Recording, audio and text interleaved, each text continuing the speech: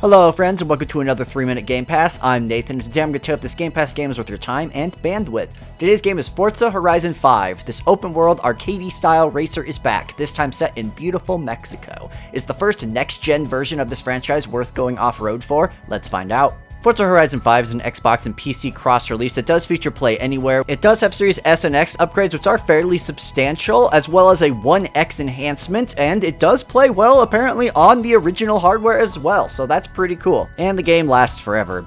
It just has a ton of content. So what exactly is Forza Horizon 5? Well, it's an open-world racing game with more content and cars than sense. I couldn't think of a better way to describe it. Essentially, you are tossed into a giant area that's a fictional part of Mexico in a massive car/racing festival. Around the map are literally hundreds of races, events, and activities to choose from at your leisure, and over 500 cars to collect and drive. The main loop of the game involves doing races and events around the map to earn Forza points, which eventually unlock what is essentially next stops in the story. These let you do a fun side story bit, story in quotation marks, which usually unlocks a whole host of more races and activities to do.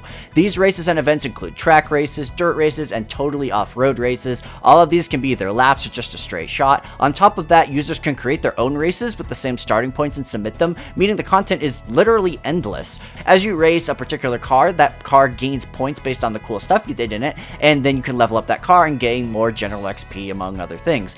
I don't want to go too much into this as there's just too much numbers and stuff to really go into extreme detail. Suffice to say, it's an open world racing game with a great sense of speed, a ton of cars to experiment with, and enough content to play until you are dead. So what do I like about Forza Horizon 5? Well, this game is stunningly beautiful. It is insanely gorgeous. The first game, I actually preferenced quality mode over performance mode. I'm usually a 60 FPS guy because of how damn good this game looks. The diversity in environments across Mexico is so fantastic. Mexico is a great choice. You got jungles, you got deserts, you got arid landscapes.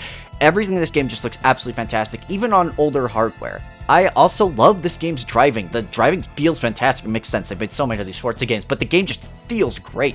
And my favorite bit is actually the game has a ton of difficulty modifiers to give you, so you can make the game as easy or as hard as you want, depending on your playstyle and how good you are at the game. It also has a rewind feature when you're playing against the CPU, which is a lifesaver. Where if you make that one bad turn, you don't just lose the whole race. You can back it up and try it again. Love that feature. And lastly, as I mentioned earlier, there's just an obscene amount of content. It's so much. Almost all of it is fantastic. It feels well thought out. I personally love the off-road races the best, so I did most of those first, but I found myself trying the other content and loving it too. This game is just stuffed to the brim with stuff to do, and all of it is great.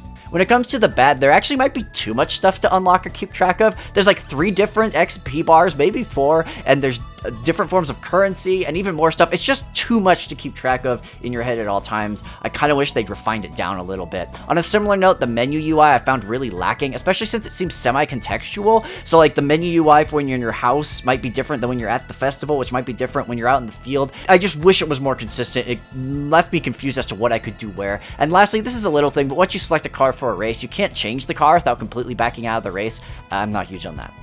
So as you know, I rate games here on a 3-point scale. Must play, maybe consider, don't bother. I mean, of course, it's a must play. It's Forza Horizon 5. This is one of the best racing games I've played in my entire life. I am a person who loves kart racing games and super arcadey racing games like Cruis'n USA, and I never really get into the more technical ones, but Forza Horizon 5 made me a believer. It completely changed my mind. It's one of the best racing games I've played in my entire life. I love it. The amount of content is insane. The visuals are gorgeous. The controls are top tier, and the ability to tweak the difficulty to hit that sweet spot just makes it even better. It's an absolute marvel of a game, and I cannot recommend it highly enough. Even if you aren't huge on racing games, I suggest you give it a shot. That's all I have for you today. Thank you so much for watching, and go out there and enjoy the hell out of Forza Horizon 5.